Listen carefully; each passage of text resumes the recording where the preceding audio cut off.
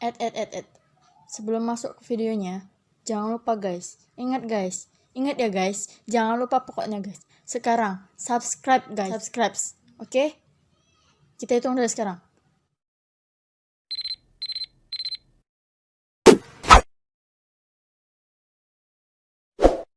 Oke guys, semua sudah subscribe kan? Kita lanjut videonya. Assalamualaikum guys. Jadi gini guys, aku pengen cerita sedikit mengenai bagaimana perjuanganku bisa masuk ke PKN dan pengen bikin konten ini dari lama.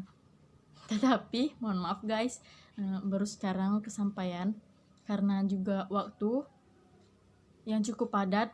Jadi saya belum bisa ngasih informasi kepada kalian yang ingin berjuang dan berusaha sehingga bisa masuk di PKN STAN.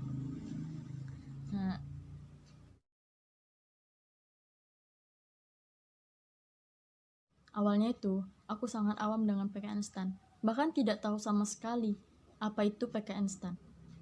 Dan waktu aku beranjak naik di SMA kelas 2, keluargaku menyuruhku untuk mendaftar di PKN STAN.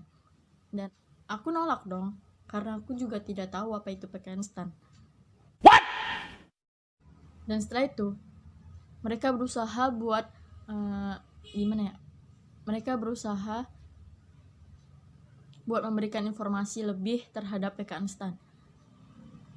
Beriringnya waktu, aku ikut bimbel, aku belajar, pulang sekolah langsung bimbel, belajar lagi, bimbel lagi, dan gitu sampai 2 tahun lebih aku mengikuti bimbel itu. Alhasil, karena ingin menyenangkan hati orang tuaku aja, jadi aku berusaha buat mereka bahagia gitu kan. Dan terakhir aku ikuti, dan Allah juga mungkin tahu kan, aku berusaha belum semaksimal mungkin.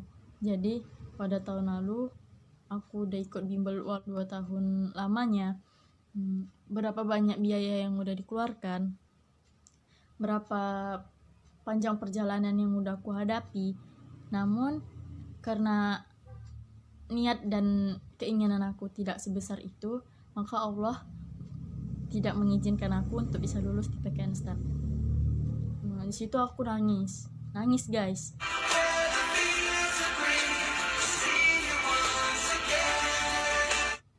Orang tuaku dapat kabar itu hanya bisa diam.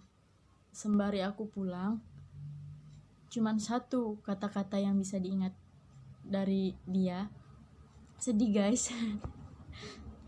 Dari dia, ya udah, semangat aja, tahun depan kita coba lagi, kata orang tuaku gitu. Dan aku tidak kepikiran sama sekali buat nyoba lagi. Dari kata-kata dia itu, dari situ aku timbul rasa semangat, rasa percaya diri, rasa optimis bahwa aku tuh masih bisa membahagiakan mereka. Jadi tidak dari kegagalan kita bakal gagal. Dari kegagalanlah awal dari kesuksesan. Jangan putus asa. Intinya jangan putus asa. Tetap optimis, percaya diri. Jadi mulai di situ aku memang gak niat masuk SBM kan, karena emang ingin nyoba di PKN STAN aja gitu kan. Dan ya udah, terakhir aku pengen masuk di Polmed negeri Medan kan, dan itu biayanya cukup mahal. Karena aku pengen kali kuliah waktu itu, aku masuklah ke swasta, ngambil jurusan manajemen informatika, dan itu D3. Entah kenapa aku punya feeling kalau aku bisa dan lulus tahun depan. Dan aku berusaha buat bisa membahas soal setiap hari. Beli buku, berbagai macam buku lah yang aku beli. berbagai jenis soal yang kuhadapi. Pokoknya itu setiap hari ada aja yang kubahas gitu kan.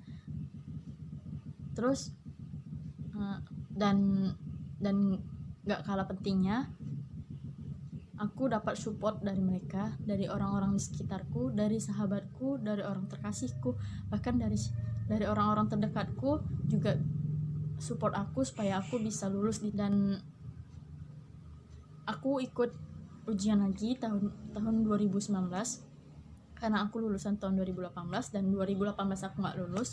Aku mencoba lagi untuk daftar di tahun 2019. Alhamdulillah, karena emang aku benar-benar ingin di tahun itu, jadi Allah kasih kemudahan. Benar-benar Allah kasih kemudahan, guys. Jadi gini kan, aku tuh belajar TWK itu tentang pasal-pasal doang, pasal undang-undang, terus Pancasila, ideologi gitu kan, dan nggak membahas tentang kebudayaan nasional sama sekali. Tapi kalian tahu yang keluar pada saat itu, soalku membahas tentang kebudayaan nasional semuanya. Bisa kalian pikirkan gimana, guys? Dan itu yang aku jawab sesuai dengan feelingku. Aku udah pasrah karena aku memang gak belajar itu kan.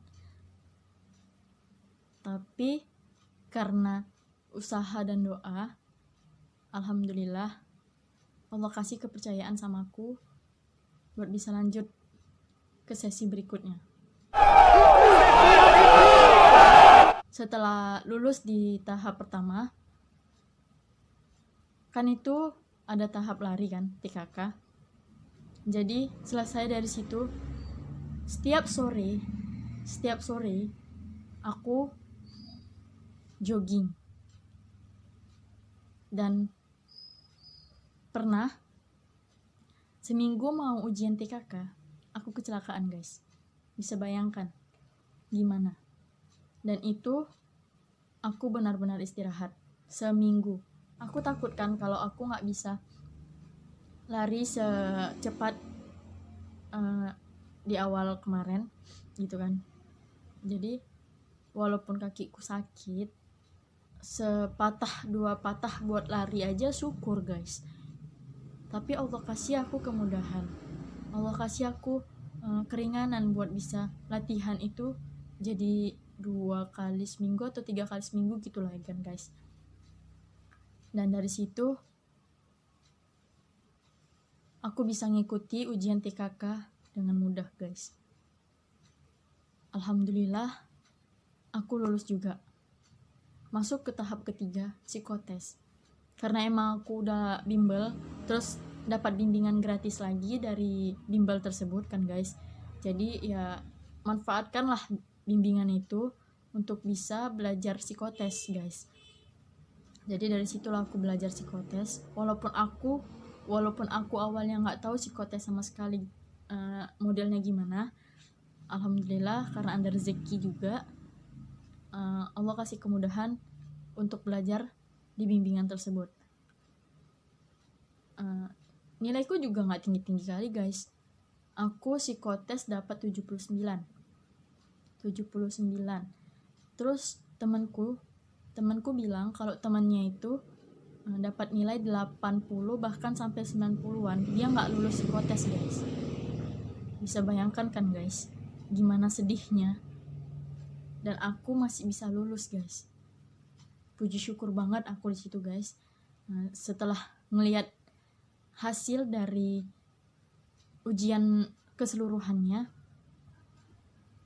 aku lulus.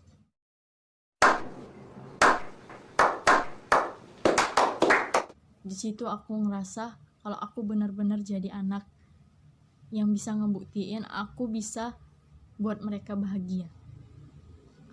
Jadi pesan aku, hilangkan pikiran negatif, berusaha semaksimal mungkin, dan jangan lupa berdoa ya, guys.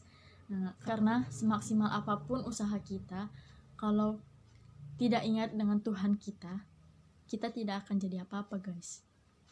Itu aja pesan dari aku guys. Di video selanjutnya aku akan membahas trik and tips gimana biar bisa masuk ke PKN STAN. See you. Assalamualaikum.